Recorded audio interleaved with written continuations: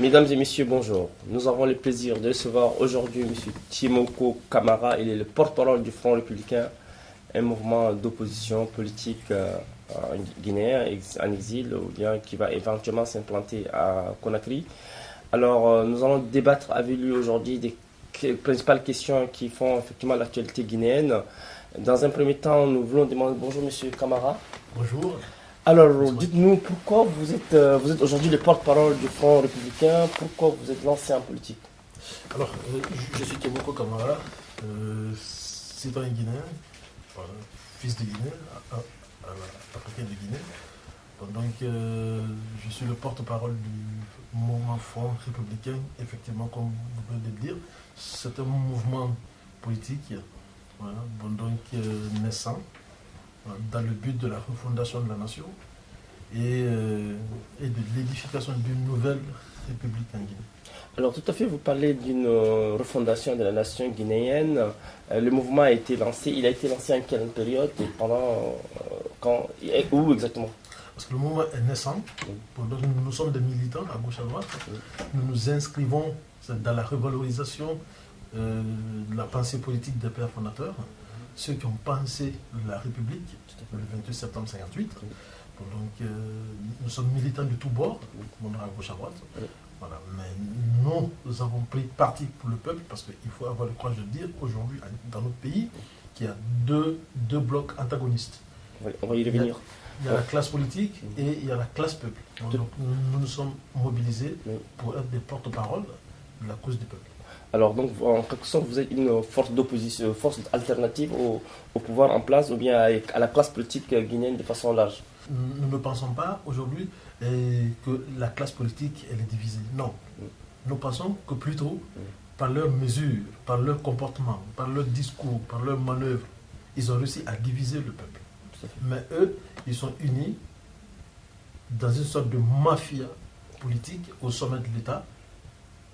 Voilà. Face au peuple. Voilà, aux grandes dames de l'international, aux grandes dames du peuple. C'est le peuple qui a pris en otage aujourd'hui. Et donc nous, l'alternance que nous voulons, l'alternance que nous prônons, c'est le renouvellement de cette classe politique. C'est-à-dire c'est le départ. Parce que pour nous, l'alternance, ce n'est pas de quitter le président Alpha Condé pour aller vers son soi-disant opposant, c'est le Dalein Diallo. Non. Pour nous, l'alternance, c'est le départ d'Alpha Condé, de Cellou Dalein Diallo et de toute cette clique réactionnaire. Donc, en quelque sorte, vous voulez assainir l'espace politique guinéen, en quelque sorte? Nous pensons qu'il faut le renouvellement de la classe politique, pas seulement dans le cadre générationnel, parce que nous ne pensons pas que la sénilité soit forcément un problème à notre pays. Et nous ne pensons pas que tous les jeunes Guinéens aujourd'hui soient une solution, c'est-à-dire au monde de la Guinée. Nous voyons des jeunes aujourd'hui qui se sont inscrits dans la continuation de cette perversité, malheureusement. Alors donc c'est tous ceux qui s'inscrivent, ou tous ceux qui ont le courage de ne pas s'inscrire, c'est-à-dire dans cette démarche dilatoire, c'est-à-dire sont avec nous pour le départ de la classe politique. Tous ceux qui sont aujourd'hui au sommet de l'État doivent partir. Alors vous êtes jeune et vous vous lancez comme ça en politique. Vous pensez que ce n'est pas un pari risqué pour vous qui quittez la France pour venir à Conakry et mobiliser la jeunesse comme vous le dites? Est-ce que ce n'est pas un pari risqué pour vous? Pari risqué, pour ma part, je pense que la politique elle est faite pour les jeunes. Vous savez pourquoi? Parce que la politique c'est le dynamisme. L'un des tares d'ailleurs du président Alpha Condé, il est arrivé au pouvoir 10 ans après sa retraite. Vous avez vu? Et malheureusement dans notre pays, c'est-à-dire ceux qui sont autour de lui, que ce soit le haut représentant de l'État, ils sont tous dans la 73, 65, 68, 70. Nous pensons que c'est un problème. C'est-à-dire nous ne pensons pas que ce soit un problème en tant que tel, mais nous pensons que lorsqu'on est un jeune, on est dynamique. Et de surcroît, on est patriote, on s'inscrit dans la logique de ceux qui ont véritablement versé le sang pour le peuple de Guinée. Je pense que ça ne peut être qu'un plus. Alors, la Guinée est un pays qui a été indépendant. Après le nom à De Gaulle, le pays s'est enlisé dans une impasse politique, je dirais. Quels sont, selon vous, M. Kamara, les mots qui ruinent ce pays, la Guinée que vous aimez beaucoup, votre pays d'origine? Bon, alors, déjà, je pense que les mots ne sont pas pareils de l'indépendance aujourd'hui. Oui. Parce que de l'indépendance en 1984, il y avait un régime populaire. Il y avait un système de gouvernance qui était éthique. Mais il y avait également un côté, c'est-à-dire négatif qui était de la répression. La répression était disproportionnée et également il faut le reconnaître, il y avait besoin de faire avancer les libertés individuelles sous la Première République. Il faut avoir le courage de le dire. Ça, c'était le mot de la Première République. Mais de 1984 à nos jours, d'autres mots sont apparus, qui sont encore plus graves. Non seulement la répression au temps du président Sékou Touré, le côté négatif c'était la répression. En 1984, on a continué Sékou Touré à mal. C'est-à-dire, lui au moins, il y avait un système de gouvernance éthique. La corruption que nous voyons aujourd'hui, la délinquance financière que nous voyons aujourd'hui, l'inconscience professionnelle que nous voyons aujourd'hui, les travers sociaux, l'ethnocentrisme, à son degré, à summum que nous voyons aujourd'hui, n'existait pas. Parce que l'État était fort. En 1984, on a continué le président Sékou Touré à mal. Vous avez vu, la répression qui était sous son régime n'a pas cessé, mais les avantages qu'il a mis en place, les systèmes de subvention qui étaient pour le bas peuple, c'est-à-dire l'enseignement de masse, l'égalité des chances entre les fils de la République. Il faut signaler que lui-même, ses enfants ont été à l'école comme n'importe quel Guinéen et n'avaient aucun autre avantage sur les autres enfants de la République. Vous avez vu, mais ces choses-là, ils ont divisé, la société égalitaire qui était là et solidaire a disparu. C'était ébranlé, vous avez vu, ce système de gouvernance qui était en place, ce management éthique qu'il avait mis en place, lui et ses compagnons avaient le sens du devoir à la nation a disparu. Le patriotisme a disparu. C'est-à-dire l'intérêt même de la nation a disparu. Le sentiment d'appartenance à la nation a laissé place au sentiment d'appartenance à l'ethnie. Tout à fait. Nous sommes aujourd'hui, nous ne sommes presque plus une nation. Tout à fait. Alors, donc vous évoquez un des mots qui mine la Guinée Conakry, notamment l'ethnocentrisme.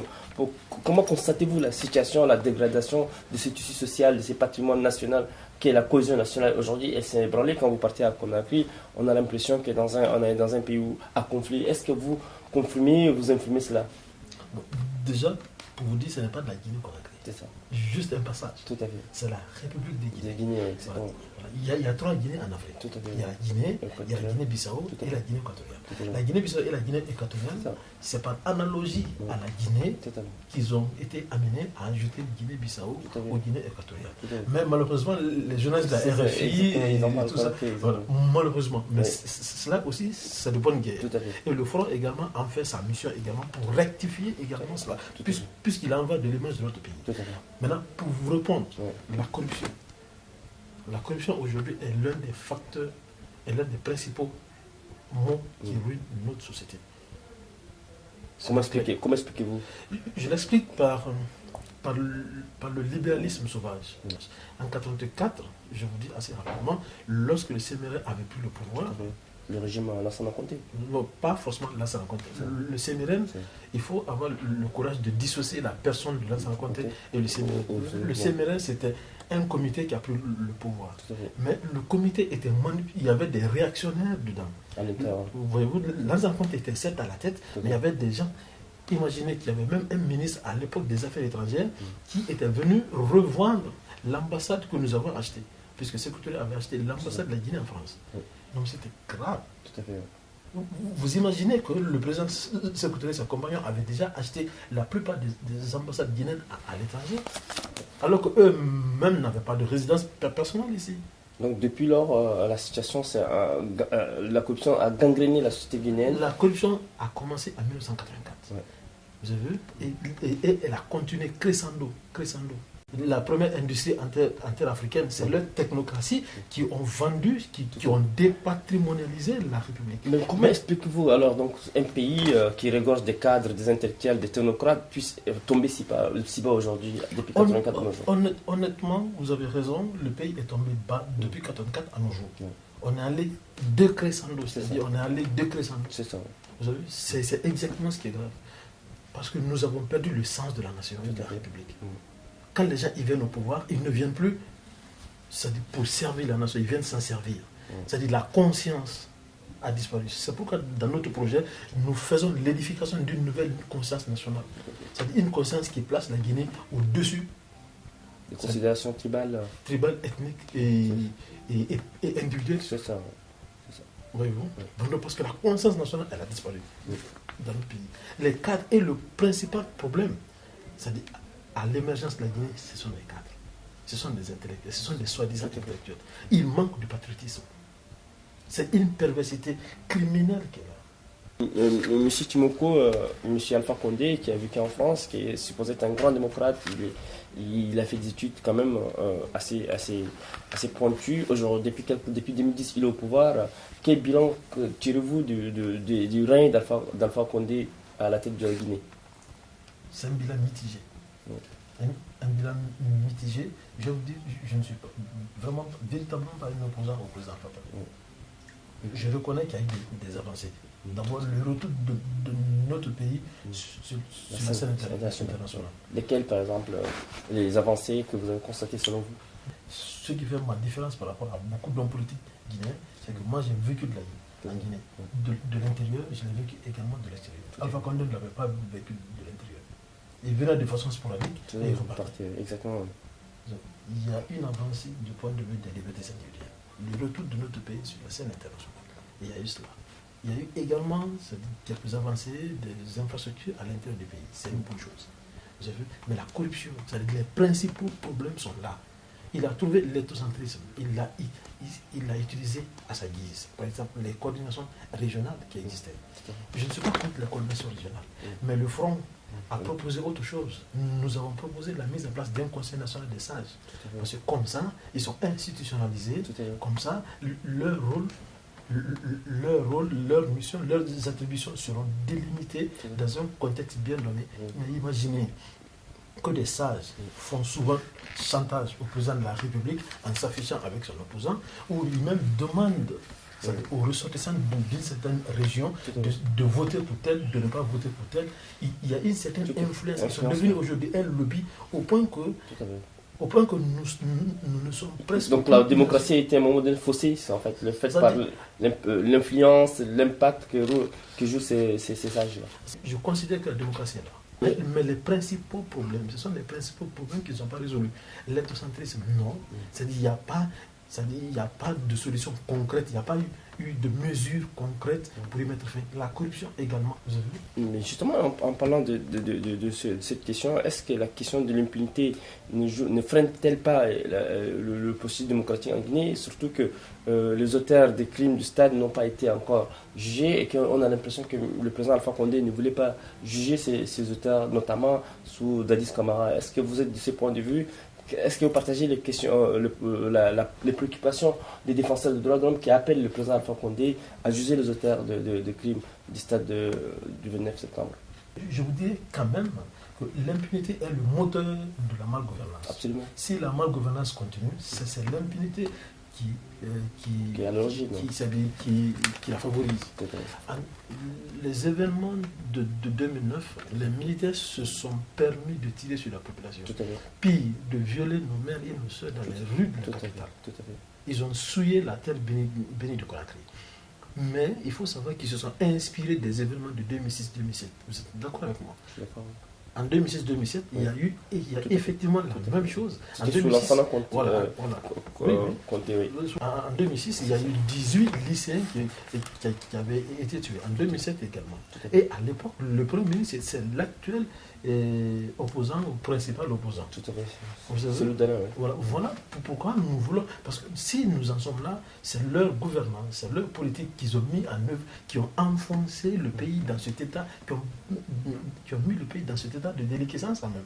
Ils ne peuvent pas être la solution du système, ils ne peuvent pas mettre fin au système auquel ils ont été formatés pendant des décennies. S'il y a eu les événements de 2009, c'est parce que certains se sont se sont dit que en 2006, en 2007, les gens avaient été punis. Mais si les fauteurs de troubles, c'est-à-dire les criminels des événements de 2006 et 2007 avaient été punis, il n'y aurait pas de 2009. Donc il y avait une culture d'impunité qui était... C'est-à-dire, je pense, comme je l'ai dit, que la malgouvernance qui est en place, que ce soit les crimes économiques et politiques qui sont en place, s'inspire de la culture d'impunité qui est là. Donc je suis pour qu'on mette fin à cette impunité. Et d'ailleurs, pour les événements et les crimes politiques en Guinée, nous proposons une conférence nationale, parce que nous pensons que Au niveau du Front républicain. Oui, nous, c'est l'une de nos mesures phares. La conférence nationale. La conférence nationale. Mais la Guinée n'a jamais organisé une conférence nationale selon vous? Non, il n'y a pas eu de conférence Il y nationale. a eu un forum, un dialogue national. En 1984, Oui. sous la dictée de la France, ils avaient voulu mettre en place une commission. Vérité et réconciliation. Voilà, cette vérité, ils ont parlé même de livre blanc. Oui. Mais ils ont mené des enquêtes. L'objectif qui était visé À l'époque. pour eux, c'était de diaboliser et de condamner le régime sécuritaire, qui, pour moi, du point de vue des libertés individuelles, n'est pas un modèle. Je dis bien, du point de vue des libertés individuelles. Tout à fait. Bon, du point de vue des libertés individuelles, il y avait des répressions. C'était condamnable. Mais eux, dans leur démarche, c'est le nationalisme, c'est le panafricain qu'il fallait enfoncer. Oui. Et aujourd'hui, les événements se sont aggravés avec des événements de 1985. Tout à fait. En 1985, il y a eu des événements de 4 et 5 juillet où la communauté malinké avait été visée carrément. C'est ça. Il y a eu 2400. C'était sous l'ancien Conté. C'était sous l'ancien Conté. En 1999, il y a eu les événements de Caporal. C'est ça. Mais sous Alpha Condé également, il faut avoir le courage de dire qu'il y a eu une avancée quand même du point de vue des libertés individuelles, mais la répression a continué. Parce que depuis qu'il est là, il y a eu 70 personnes qui ont été tuées. Mais vous, en tant que porte-parole du Front républicain, comment envisagez-vous effectivement l'entrée en politique, l'entrée sur la scène politique? Est-ce qu'à partir de Paris, vous avez une marge de mobilisation? Est-ce que vous avez une influence réelle sur la population locale à Conakry, un peu à Kouroussa, dans des grandes villes, aussi bien au nord qu'au sud, etc., et même la forêt? Est-ce que le Front républicain est-il capable aujourd'hui effectivement de mobiliser la masse, la rue guinéenne? Nous visons une révolution citoyenne. Tout à fait. Nous visons une révolution citoyenne en faisant quoi? Par la conscientisation. Mais ce n'est pas un travail de la société civile. La conscientisation, ce n'est pas un travail de la société civile qui est déjà présente en Guinée. Attendez, il y a une société civile qui existe. Et que je salue, qui est dynamique d'ailleurs. Et que je salue le travail. Le travail et l'œuvre. Mais mais les sociétés civiles sont limitées.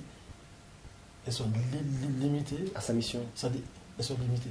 Et je pense que pour la moralisation de la vie politique, il faut également que des patriotes naissent qui soient des politiques, c'est-à-dire pour montrer au peuple de Guinée qu'il y a une autre façon de faire de la politique, hormis cette voie machiavélienne qu'ils nous ont toujours vendue. Vous savez, parce qu'aujourd'hui, les Guinéens pensent que faire de la politique, il faut savoir mentir, il faut savoir triander, il faut savoir faire des choses. Alors le Front républicain veut montrer qu'il y a une autre manière de faire de la politique. Mais la politique elle-même, c'est pas une règle, le mensonge ne fait-il pas partie de la politique Non, mais même ici en Occident. C'est-à-dire, nous pensons que c'est la voie machiavélienne de faire de la politique. Je vous donne des grands hommes, des hommes d'État qui ont fait de la politique dans le sens progressiste, dans le sens véritable du monde. Le président Sékou Touré, par exemple, le général de Gaulle ici, voyez-vous, ce sont des grands hommes quand même qui avaient des yeux rivés sur tout un siècle, qui se sont sacrifiés, qui ont donné ce qu'ils ont pu à leur peuple, et pour mourir les poches vides. Voilà des gens qui ont été quand même du point de vue proche de leur peuple. Je ne dis pas qu'ils n'ont pas fait d'erreur. À part eux, il y a d'autres modèles, c'est-à-dire des gens qui se sont sacrifiés, les Thomas Sankara. Ce sont des hommes d'État qui ont fait la politique de point de vue quand même positif et dans le sens de faire avancer les choses. Aujourd'hui, c'est presque ce qui n'existe pas chez nous. Le principal parti, les principaux partis politiques sont à caractère ethnique.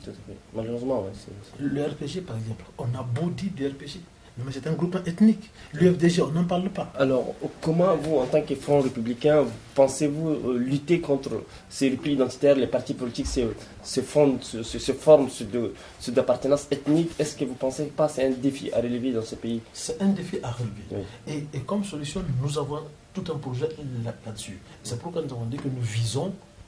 Notre mission, c'est la renaissance nationale. La renaissance nationale à la refondation de la nation et pas la suppression totale des coordinations régionales. Parce que les coordinations régionales ont un côté positif. Idéologiquement, ils peuvent éduquer le peuple. idéologiquement, ils peuvent mieux sensibiliser le peuple.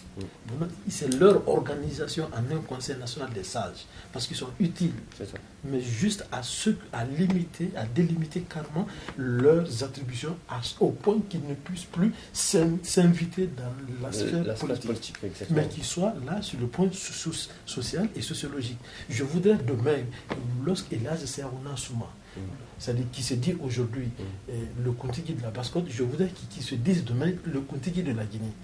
Vous avez vu, c'est-à-dire lorsqu'il parle, qu'il s'adresse en même temps aux Soussous, aux Malinké, aux Peuls, aux Forestiers, aux Bassari, aux Galais. Vaste réformation, effectivement. Non, c'est même pas des réformes, c'est une refonte. C'est pourquoi nous l'avons appelé une révolution citoyenne. Il faut un projet d'une nouvelle république. Cette république, ce qu'elle est, il faut carrément la déboulonner. C'est le système qui est en place, il faut carrément l'abattre et mettre en place un nouveau modèle de développement.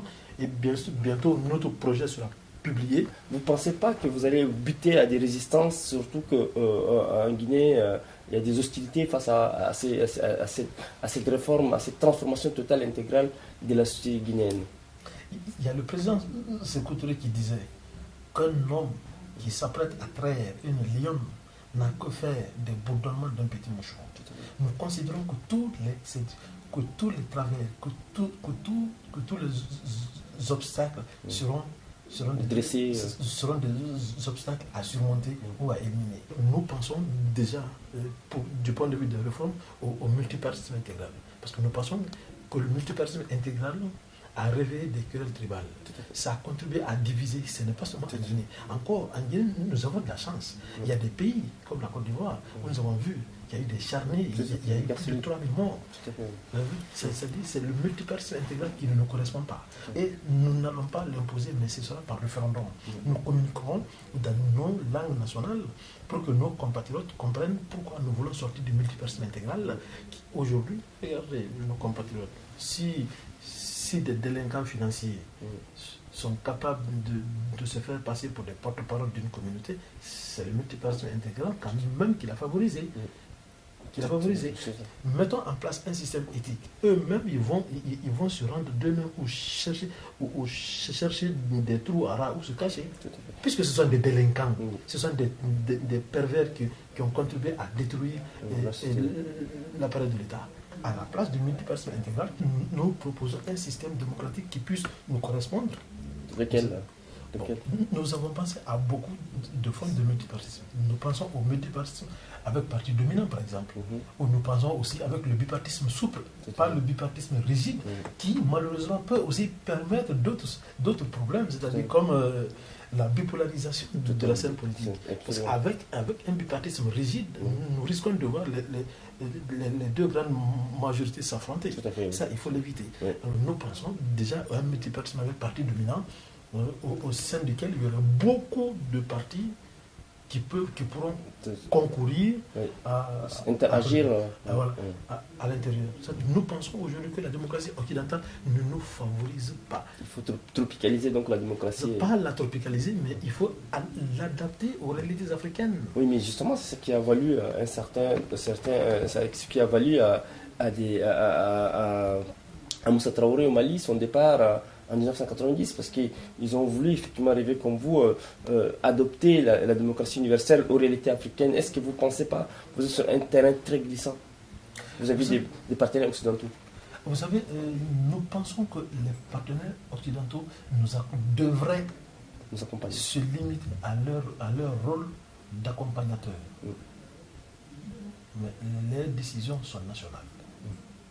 L'État, la Guinée est un pays souverain, il le restera. Je voudrais paraphraser ici d'ailleurs le capitaine Davis lorsqu'il disait que la Guinée n'est pas une sous-préfecture de la France. Je voudrais également ajouter que pas que pour la France, la Guinée n'est une sous-préfecture d'aucune autre nation, d'aucune autre république, si puissante qu'elle soit. Donc les décisions devraient être nationales. Elles le sont, elles le seront. Mais voyez-vous, nous avons besoin, déjà avec nos partenaires, nous refusons de venir tendre la main. Parce que nous pensons que le système de la dette, ça fait également partie... Qui est un poids d'ailleurs. Voilà, ça fait partie de nos mesures phares. La dette, je l'aborde, c'est-à-dire en deux phases, du point de vue des altermondialistes. Il y a la dette odieuse, la dette odieuse et la dette illicite. Elle est odieuse. Elle est odieuse dans la mesure où ils font exprès de prêter des dictateurs, c'est-à-dire des régimes corrompus. Tout à fait. Malheureusement, oui. On ne prête pas le peuple. On donne l'argent, ils se partagent l'argent entre. C'est une sorte de mafia internationale. Qu'est-ce que vous reprochez au FMI et à la Banque mondiale? Qu'est-ce que vous leur reprochez dans l'accord des dettes? Non, je reproche d'abord à tous les donateurs, au système même international d'être mis en place pour voler, violer, spolier le peuple africain et l'Afrique. Parce que la dette, c'est un autofinancement. Ils nous prêtent une toute petite somme à des taux élevés. En plus, c'est une démarche que vous taxez de cynique à l'égard des pays africains?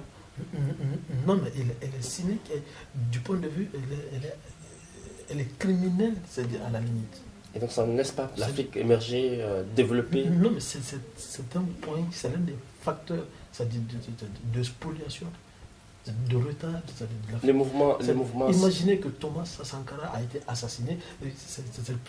Ça fait partie des facteurs pour lesquels que Thomas Sankara a été assassiné. Mais justement, les mouvements sociaux ici en Europe, y compris en France, s'est bâti. Vous avez évoqué le cas de CADTM, le comité d'action pour l'annulation des dettes des pays du tiers-monde. Que je salue d'ailleurs. Justement, ça fait pratiquement une dizaine d'années que le CADTM se battait contre effectivement cette monopolisation effectivement, du système international. Est-ce que vous pensez que les efforts des mouvements sociaux, aussi bien africains et internationaux, ont-ils réussi quand même à vaincre ces systèmes internationaux que vous jugez d'uniques? Parce que vous savez que le système international est pervers. Oui, tout à fait. Aujourd'hui, il y a les fronts contre le franc CFA partout. Ils le savent, ils l'entendent, mais ils n'en ont rien à foutre. Ils ne répondent pas à l'appel du peuple d'Afrique. Donc Macron, le président français, n'a pas apporté une réponse cohérente à la hauteur des attentes des Africains à Ouagadougou, selon vous, à Ouagadougou et à Abidjan? Honnêtement, j'aurais dit que les dirigeants africains n'ont pas apporté de solution à la hauteur des attentes du peuple africain. Parce que ce n'est pas à Macron d'apporter des mesures à la hauteur du peuple. C'est à nos dirigeants d'exiger de la France. Mais qui sont inféodés à la France aussi. Non, mais à partir du moment, c'est eux qui sont inféodés à la France. Mais les peuples ne sont pas inféodés à la France. Nous nous battrons du côté, en tout cas pour ceux qui aident du peuple de Guinée, parce que ayons quand même le courage de cadrer les choses, bien sûr, avec nos amis du Mali, Dr Mariko par exemple, que nous saluons l'action, les Aminata Draman Traoré, au Ghana, c'est-à-dire Johnny Hollings et les autres que nous saluons, en Côte d'Ivoire également, à Dakar, le RND et tout ça. Donc il faut savoir que quand même, il y a ces gouverneurs coloniaux qui sont là, ne reflètent pas l'identité nationale. Ça ne date pas d'aujourd'hui, M. Camara. Oui, mais c'est exactement cela. C'est pourquoi la lutte est à mener. La rupture, comment vous envisagez la rupture du point de vue du Front républicain? Le front va se baser, déjà, en Guinée, nous avons une certaine avancée que certains pays n'ont pas. Je ne suis pas en train de me moquer d'eux, ce n'est pas une moquerie que je fais. Non, nous avons une base de souveraineté qui a été conquise par le président Sékou Touré et ses compagnons. Vous avez vu, nous ne sommes pas dans cet enfermement. Vous avez vu, à travers le franc CFA ou le mois. Nous restons un pays ouvert à tous les partenaires.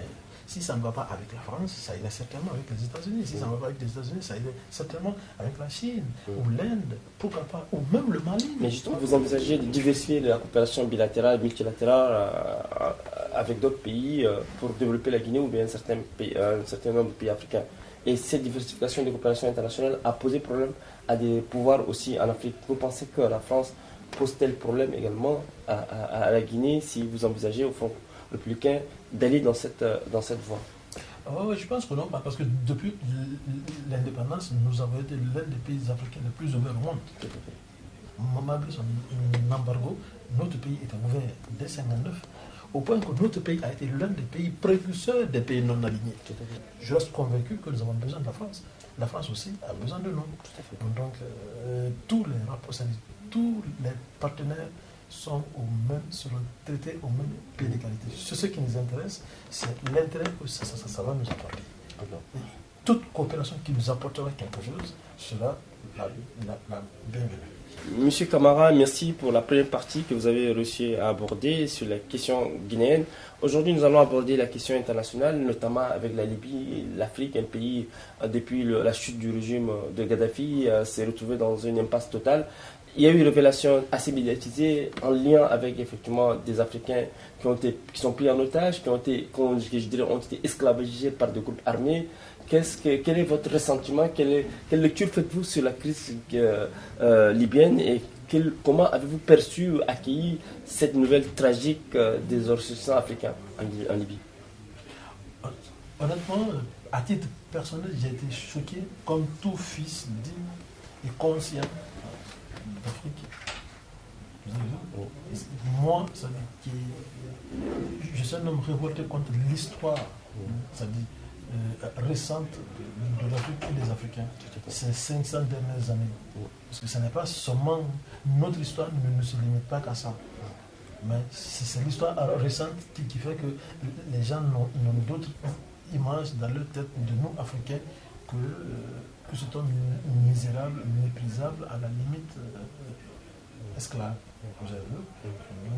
Mais on n'a pas senti une indignation dans les rangs des pays africains. Est-ce que vous, en tant qu'acteur politique, je dirais, est-ce qu'on a vu la société civile à Paris, on a vu à Dakar, on a vu à Conakry, on a vu à Abidjan, les gens sont mobilisés. Mais l'indignation institutionnelle, je dirais, des pays africains au niveau de l'Union africaine n'a pas eu de résultats escomptés par les populations africaines. Est-ce que les mesures déjà ont été très timides. Tout à fait. Vous avez vu, l'Afrique devrait répondre, c'est-à-dire de façon concertée. Mais l'Afrique n'a pas tiré la leçon de l'envahissement du Mali. Parce qu'au Mali, on a tergiversé au niveau de l'Union africaine, on a tergiversé au niveau de la CEDEAO. Aujourd'hui, le cas libyen est emblématique de l'impuissance, je dirais, de tergiversation effectivement du pays africain. Est-ce que le Front républicain que vous incarnez peut-il remédier à cette situation? Je vous dis carrément que le panafricanisme, la manière dont le panafricanisme a été vécu au temps du président Sékou Touré, il n'a pas vécu aujourd'hui pareil. Parce qu'au temps du président Sékou Touré, il n'était pas seul. Il y avait lui, Modibo Keïta, Kwame Nkrumah, à gauche, à droite, le monde un peu partout, c'est-à-dire des révolutionnaires, des nationalistes qui se donnaient la main pour essayer de faire avancer les choses. Aujourd'hui, cette dynamique n'existe plus. Nous avons à la tête des États africains des réactionnaires. Plutôt les 14 pays, c'est des pays de l'UEMOA et de la CEMAC. Vous avez vu? Moi, d'ailleurs, c'est pourquoi lorsqu'on me parle de l'Afrique, je veux un peu plus parler du Nigeria, je veux un peu plutôt parler du Ghana, de l'Éthiopie, du Rwanda, du Botswana. Ces pays qui, eux, sont restés eux-mêmes et qui incarnent au moins un Africain debout, conscient. À qui la faute selon vous? Je pense que nous avons toujours eu, à la tête de certains États, tu vois, c'est-à-dire des dirigeants quand même qui ont toujours trahi l'Afrique, qui ont toujours trahi la cause de l'Afrique. Oui. Vous avez vu, donc, c'est-à-dire la désolidarisation, ce qui a fait que nous n'avons pas pu réagir de façon concertée. Vous avez vu, de façon globale, de façon unie à la question libyenne, fait que l'esclavage continue d'exister. Il faut une action politique cohérente, concertée, et il faut une action militaire. Mais ce qui se passe aujourd'hui en Libye, c'est un manque, c'est un renoncement. C'est la preuve que certains pays ont renoncé à leur devoir, à leur mission. De solidarité, exactement, et même de solidarité intra-africaine. Non seulement la solidarité intra-africaine n'existe pas, mais également ils ont manqué à leur responsabilité historique. Parce que notre premier devoir, c'est de sécuriser, c'est de défendre nos populations à travers le monde. Et c'est-à-dire, il est insultant, il est révoltant de voir que l'Africain est traité partout au Liban, aux États-Unis, en France, mais que ce soit sur le sol africain, cela est inacceptable. La solution qu'il faut aujourd'hui apporter, c'est une intervention d'urgence ou une intervention humanitaire. Et ça, c'est en fonction des dispositions du droit international. Mais le droit international n'est pas appliqué aujourd'hui sur le cas. Les gens sont toujours pris en otage. Lorsqu'il s'agit de l'Afrique et des Africains, le droit international n'est pas appliqué. Mais lorsqu'il s'agit de défendre les intérêts de la France des États-Unis, on utilise tout de suite le droit international. Imaginez-vous, on a utilisé le droit international pour déloger et même tuer Kadhafi sur le sol et dans l'impunité totale. Ils ont oscillé la communauté internationale pour intervenir en Afghanistan, en Irak, un peu partout, en Côte d'Ivoire. Mais lorsqu'il s'agit de défendre des Africains, il paraît qu'il y a 20 000 hommes pris en otage à travers la Libye. 20 000 hommes, ça fait trop. Ça veut dire l'Union africaine n'est pas une organisation panafricaine.